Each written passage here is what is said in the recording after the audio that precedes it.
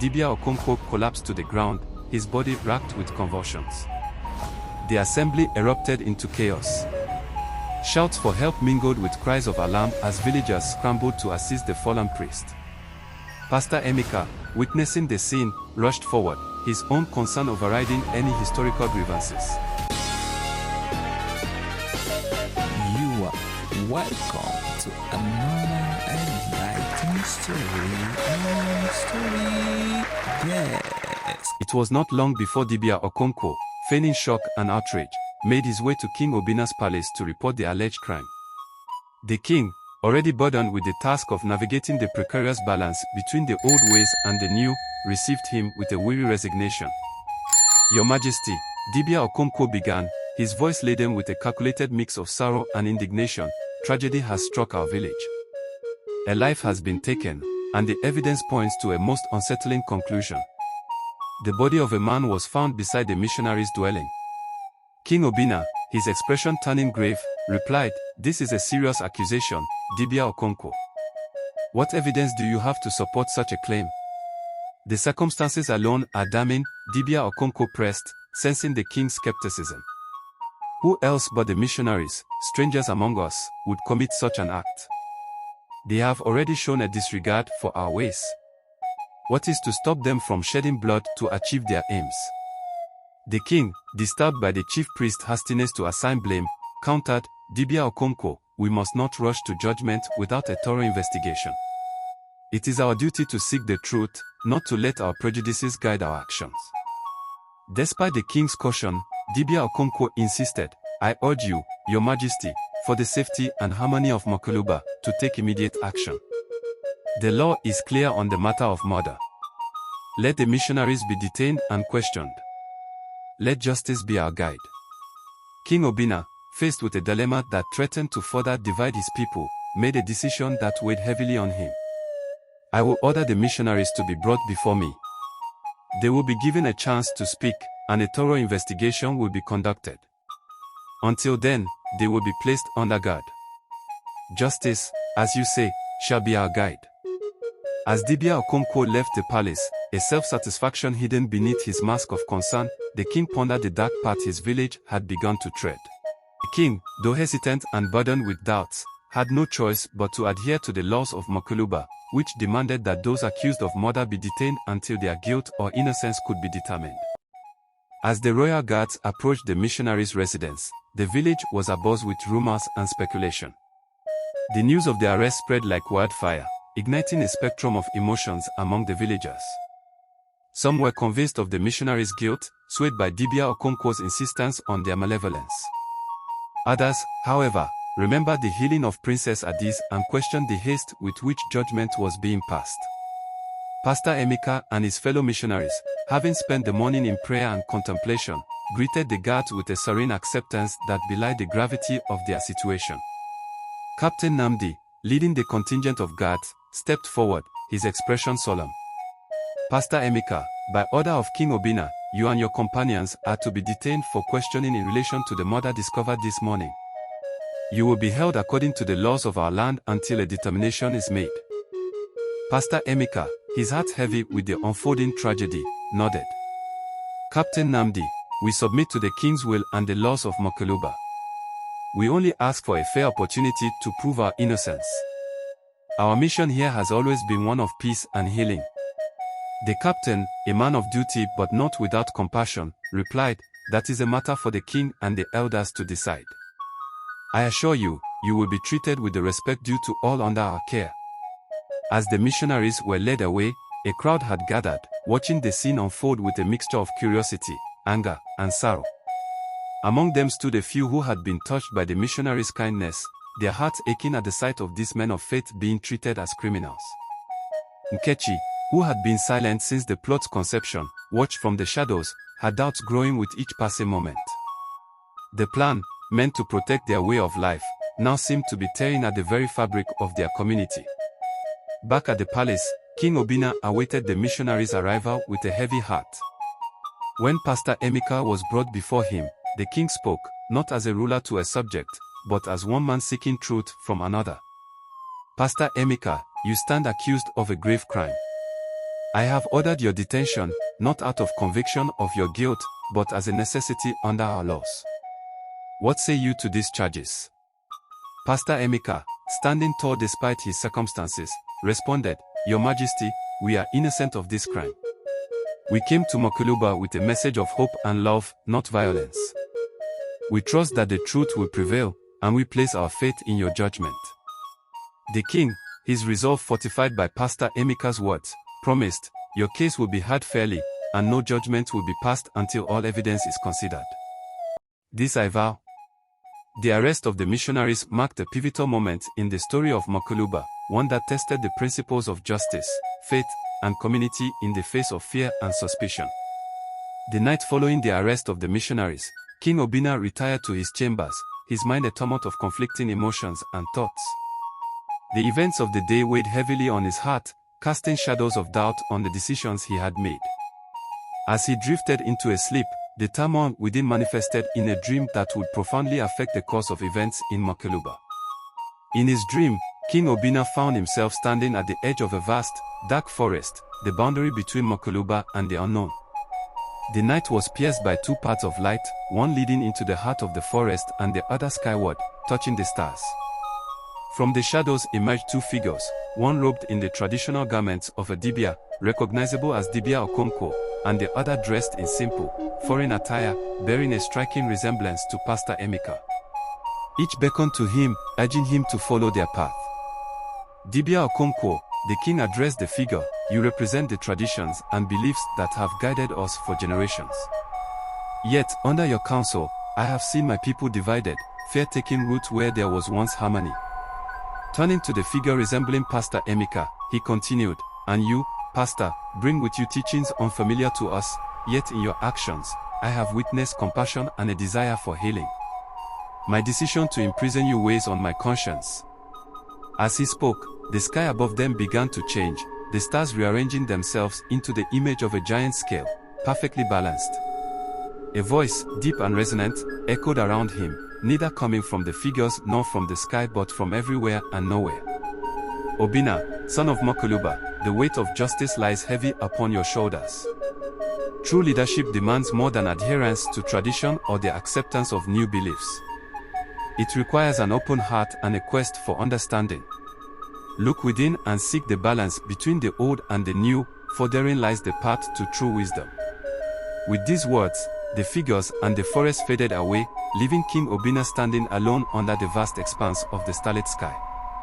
He awoke with a start, the remnants of the dream lingering in his mind, its message clear and undeniable. The next morning, King Obinna summoned his closest advisors to the royal chambers. Among them were representatives of both the traditional beliefs of Mokuluba and those who had shown an openness to the missionaries' message. My friends, the king began, his voice steady but filled with an urgency born of his nocturnal revelation. Last night, I was visited by a dream that has shaken the very foundations of my beliefs. It challenged me to look beyond the surface, to seek a balance between the wisdom of our ancestors and the possibility of new understanding. The advisors exchanged glances, the gravity of the king's words not lost on them. Your Majesty, one elder ventured, what would you have us to do? King Obinna, his resolve strengthened by the vision of balance and wisdom imparted by his dream, replied, We must reconsider the case of the missionaries with open hearts and minds. Justice, true justice, demands that we look beyond our fears and prejudices. I intend to order their release while we conduct a thorough investigation into the murder. We must seek the truth, not confirmation of our biases. The decision to release the missionaries, inspired by a dream that transcended the mundane concerns of governance, marked a turning point for King Obinna and for Mokuluba. It was a bold statement of faith in the power of justice and the potential for reconciliation between the old and the new. Following the profound and unsettling dream that visited him, King Obinna was determined to act upon the message it conveyed. The decision to release the missionaries was not taken lightly, considering the tension and division their presence had already caused within Mokuluba. However, the king's belief in justice and the search for truth outweighed the murmurs of dissent and the potential backlash. Early in the morning, King Obinna summoned Captain Namdi, the commander of the royal guards, to the palace. The air was heavy with anticipation as the king prepared to issue an order that would reverberate throughout the village. Captain Namdi, King Obina began, his voice imbued with a newfound resolve. I have spent the night in deep contemplation, and a vision has guided me to a decision. The missionaries, detained under suspicion of murder, are to be released immediately. Captain Namdi, taken aback by the sudden reversal, hesitated for a moment before replying, Your Majesty, this will cause quite a stir among the people. Dibia Okonko and his followers are convinced of their guilt. The path of justice is often fraught with dissent, the king responded, his gaze steady. But we must lead with fairness and not bow to fear or prejudice. Ensure the missionaries are released with all due respect, and let it be known that their detention was a precaution, not a declaration of their guilt. As the missionaries were escorted out of their holding cell and into the light of day, word of their release spread like wildfire through Mokoluba. Villagers gathered in small groups, discussing the latest turn of events with a mixture of surprise, relief, and, in some quarters, outright anger. Dibia Okonko, upon hearing the news, felt a surge of indignation. The king plays with fire, he muttered to his closest followers. Releasing these strangers undermines our traditions and challenges the authority of the gods. Meanwhile, at the village square, the missionaries, led by Pastor Emeka, were met by a crowd of onlookers. Pastor Emeka, addressing the gathered villagers, said, People of Mokoluba, we hold no ill will for the ordeal we have faced. Our mission remains one of peace and healing. We are grateful to King Obina for his fairness and for the opportunity to continue our work among you. His words, spoken with sincerity and grace, did not convince everyone, but they did sow seeds of contemplation among some of the villagers. The act of releasing the missionaries, controversial as it was, prompted a reevaluation of the situation and the fears that had escalated the conflict. King Obimba, watching from a distance, knew that the road ahead would be challenging. The release of the missionaries, though a step towards justice, had unveiled the deep divisions within Mokoluba. He understood that the true test of leadership lay not in making easy decisions but in navigating the complexities of change and guiding his people through the tumult of transition. Following the release of the missionaries, Dibia Okonko, consumed by a mix of fury and disbelief, sought an audience with King Obina. The decision, in his eyes, was not only a betrayal of the village's traditions but also a personal affront to his authority as the chief priest. Determined to challenge the king's actions, Dibia Okonko stormed into the royal court, his presence commanding immediate attention. Your Majesty, Dibia Okonko began, his voice echoing through the hall with a palpable intensity, your decision to release the missionaries, despite the shadow of guilt that hangs over them, undermines the very laws of Mokoluba. You have set a dangerous precedent, prioritizing foreign beliefs over our own. King Obina, expecting the confrontation, responded with a calmness that contrasted sharply with Dibia Okonko's agitation. Dibia Okonko, I understand your concerns. However, my decision was guided by a vision that spoke of justice, understanding, and the need for balance between the old and the new. Dreams and visions, Dibia Okonko countered scornfully, since when do we govern Mokoluba based on the whims of sleep? What of the traditions that have guided us for generations? Do they mean so little to you now? The king stood, his demeanor reflecting both the weight of his crown and the burden of his choices. Our traditions are the bedrock of our society, but they must not blind us to the possibility of growth and understanding. The law demands justice, and justice demands that we seek the truth, not succumb to fear or prejudice. Dibia Okonko, sensing his influence waning, played his final card. And what of the people, Your Majesty? Do you think they will stand by as you welcome these interlopers with open arms? You risk not only the wrath of the gods but the division of your kingdom. It is a risk I am willing to take for the sake of peace and justice, King Obina replied, his voice resolute. Mokoluba must not be a land where fear governs our hearts. I have made my decision, and I will stand by it, even if I stand alone. It is time for Mokoluba to look forward, Dibia Okonko, to a future where understanding and compassion light our way. Dibia Okonko, realizing the futility of further argument, bowed deeply, a gesture of respect tinged with defiance. Very well, Your Majesty. But remember, the gods are watching. We shall see whose path they favor. With those parting words, Dibia Okonko left the royal court, leaving a silence that spoke volumes. The confrontation had laid bare the ideological rift within Mokoluba, setting the stage for the challenges that lay ahead. As the king watched Dibia Okonko's retreating figure, he knew that the path to reconciliation and unity would be fraught with obstacles. But he also knew that the future of Mokoluba depended on the ability to embrace change while honoring the past, a balance he was determined to achieve. In the days following the confrontation between King Obinna and Dibia Okonko, an uneasy peace settled over Mokoluba. The village was a cauldron of whispered speculation, with every eye watching for the next turn in the unfolding drama. Dibia Okonko, feeling the weight of his waning influence and the apparent disregard for his warnings, found himself consumed by a mix of righteous indignation and a deep, gnawing fear for the future of Mokoluba under the king's new direction.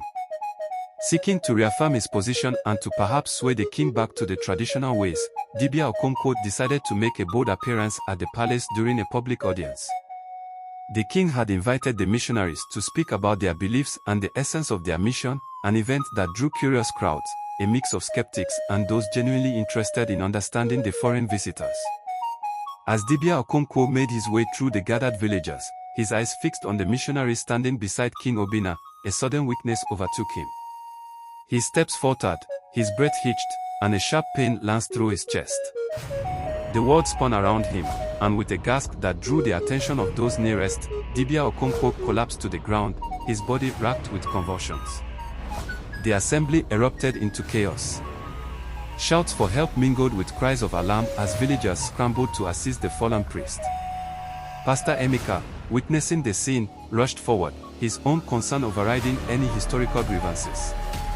King Obinna, shocked by the sudden turn of events, called for "Come, bring water," and sent for the village healer immediately, he commanded, kneeling beside Dibia Okonko, whose eyes fluttered weakly, the fierceness that had always characterized him replaced by vulnerability.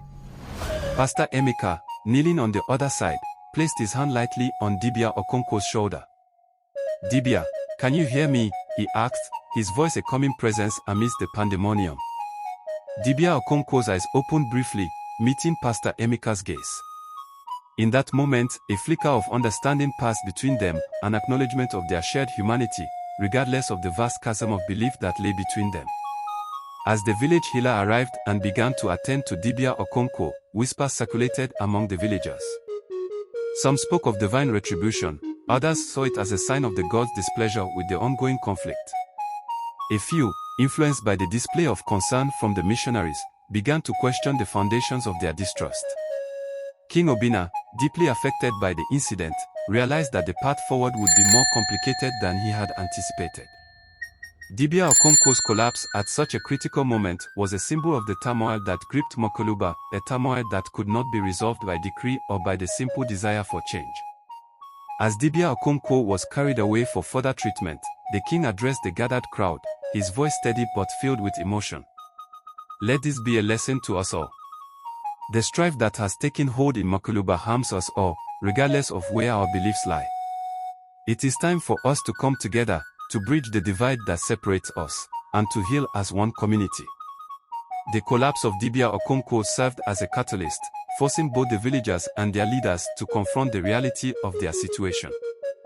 The road to reconciliation and understanding would be long and fraught with challenges, but it was a journey they would have to undertake together if Mokoluba was to emerge stronger and united. The dramatic collapse of Dibia Okonko during the public audience at the palace, with the missionaries present, sent ripples of shock and concern throughout Mokoluba. This unforeseen event presented an opportunity for the missionaries to demonstrate the core principles of their faith: compassion, forgiveness, and the healing power of prayer, principles that they believed transcended cultural and religious boundaries. As Dibia Okonko lay in a state of vulnerability, the tension between the traditional beliefs of Mokoluba and the teachings of the missionaries found a new, unexpected battleground. Yet, in this moment of crisis, the missionaries chose a path not of triumph, but of empathy and grace. Pastor Emeka, speaking softly to his fellow missionaries, said, "This is a moment of divine providence. We have been given an opportunity to show the true spirit of our faith. Let us pray for Dibia Okonko's recovery, not as a gesture of superiority, but as an offering of peace and goodwill." The missionaries gathered around Dibia Okonko, their heads bowed, hands joined, and voices united in prayer. Their words, filled with sincerity and hope, rose in a gentle chorus, asking for strength and healing for the ailing chief priest. Villagers who had lingered in the aftermath of the commotion watched in silent awe. The sight of the missionaries praying for their fiercest critic, the man who had vehemently opposed their presence from the beginning, was a powerful testament to the depth of their convictions. Among the onlookers was Nkechi, who had harbored her own doubts about the missionaries and their intentions. Witnessing this act of unconditional compassion, she felt a stirring within her, a reassessment of her own beliefs and the barriers that had been erected in the name of tradition. In the days that followed, word of the missionaries' prayer for Dibia Okonko spread throughout Mokoluba, softening hearts and opening minds. Discussions around the village's wells and marketplaces began to shift from suspicion and fear to curiosity and a cautious hope. Even as Dibia Okonko lay recovering, the impact of the missionaries' act of compassion reverberated through the community, laying the groundwork for a dialogue that had previously seemed impossible. The missionaries, for their part, continued their work with a renewed sense of purpose, buoyed by the belief that their prayers and actions had sown seeds of change. King Obinna, observing the subtle transformation within his village, felt a glimmer of optimism. The missionaries' response to Dibia Okonko's plight had demonstrated that the path to reconciliation and mutual respect was not through confrontation, but through acts of kindness and understanding. As Dibia Okonko slowly regained his strength in the days following his collapse, the weight of his actions and the realization of the missionaries' genuine compassion began to press heavily upon him. The prayer offered in his name, devoid of any malice or triumph, sparked a profound internal conflict, challenging the convictions that had guided his opposition to the missionaries. The moment of truth arrived when King Obinna, having been informed of Dibia Okonko's improved condition, requested his presence at the palace.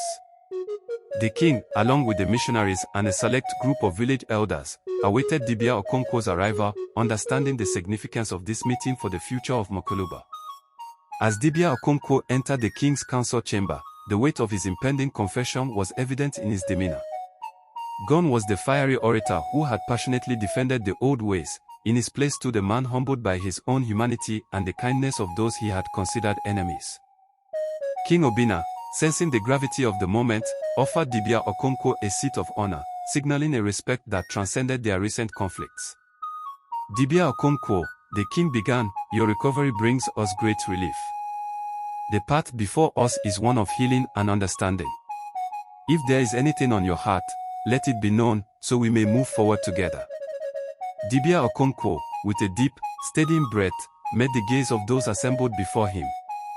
His eyes lingered on the missionaries, who looked back with an openness that belied none of the judgment he had feared. King Obinna, respected elders, and missionaries, Dibia Okonko began, his voice steady but laden with emotion, I stand before you a man confronted by the consequences of his actions. In my zeal to protect the traditions of Mokoluba, I allowed fear and pride to cloud my judgment. He paused, gathering the strength to continue. I orchestrated a plot to discredit the missionaries, to turn the village against them by laying a false accusation at their door. My actions were driven by a misguided belief that the preservation of our way of life required the exclusion of all others. A murmur of shock and disbelief rippled through the chamber, but Dibia Okonko pressed on, driven by a need to unburden his soul. In my blindness, I failed to see the truth that the missionaries' presence among us was not a threat but an opportunity for dialogue, for growth, and for understanding. Turning to the missionaries, Dibia Okonko's voice faltered with emotion. To you, who showed me kindness in my darkest hour, I offer my deepest apologies. Your compassion in the face of my hostility has opened my eyes to the folly of my actions. I seek your forgiveness, not for my sake, but for the sake of Mokoluba, that we may heal and build a future grounded in mutual respect and understanding. The silence that followed Dibia Okonko's confession was profound, a sacred moment as the village confronted the raw truth of its division and the path toward reconciliation. Pastor Emeka, moved by the sincerity of the confession, was the first to respond. Dibia Okonko, your courage to come forward and speak your truth is a testament to the strength of your character. In the spirit of forgiveness and unity, we extend our hand to you, not as adversaries, but as fellow seekers of peace and understanding.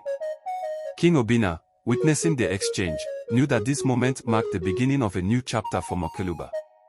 Let this act of confession and forgiveness be the foundation upon which we build a stronger, more inclusive community, he declared, his heart full of hope for the future.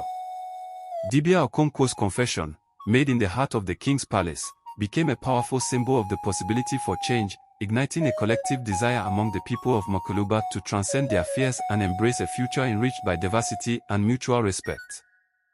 Following Dibia Okonko's heartfelt confession within the walls of King Obimba's palace, a profound silence had enveloped the room, charged with the weight of revelation and the possibility of newfound understanding. It was Pastor Emeka who first broke the silence, suggesting they all join in prayer for Dibia Okonko, not only for his physical healing but for his spiritual redemption and the mending of Mokoluba's fractured community. As those gathered in the chamber joined hands, forming a circle that symbolically included Dibia Okonko within its embrace, Pastor Emeka began to pray. His voice was calm and assured, invoking a plea for forgiveness, healing, and unity. He asked for a sign of reconciliation, a testament to the power of faith and the possibility of coexistence amidst diversity. The moment Pastor Emeka concluded the prayer with a heartfelt "Amen," shared by all in the chamber, an urgent cry from outside the palace walls pierced the solemn atmosphere. A messenger, breathless and wide-eyed, burst into the chamber, bearing news that sent a ripple of stunned disbelief through those present. The shrine of Mokoluba has caught fire," he exclaimed, his voice a mix of panic and awe. The group rushed outside, led by King Obina and Pastor Emeka, to witness a sight that would be forever etched in the history of Mokoluba. The ancient shrine, a symbol of the village's adherence to traditional beliefs and practices, was engulfed in flames. Yet, no act of human will had set it alight. The fire seemed to have erupted spontaneously, its flames reaching skyward in a silent, mesmerizing dance. A hush fell over the gathered crowd as they watched the blaze consume the shrine. Some wept for the loss of a symbol of their heritage, while others whispered in awe at the timing of the event, immediately following the prayer led by Pastor Emeka. Dibia Okonko, supported by those nearest to him, stood watching the fire with a complex mix of emotions. In his heart, he recognized the burning of the shrine not as a punishment or a loss, but as a divine sign of purification and renewal. The confession he had made, and the prayer that followed, had somehow catalyzed a moment of profound transformation for Mokoluba. Turning to Pastor Emeka, Dibia Okonko spoke, his voice carrying a newfound clarity. Perhaps this is the sign we needed, a symbol of the old giving way to the new, not in erasure, but in transformation.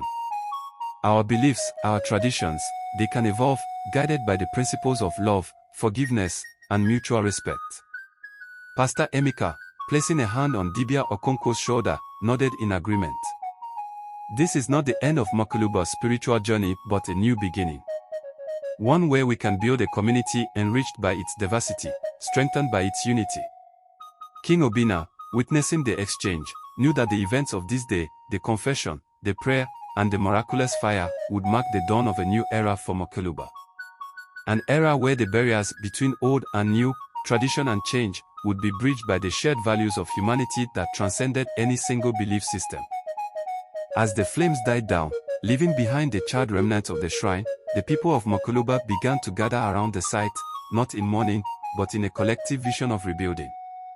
Together, they envisioned a new shrine, one that would embody the spirit of inclusivity and coexistence, a physical testament to the village's journey towards understanding and unity.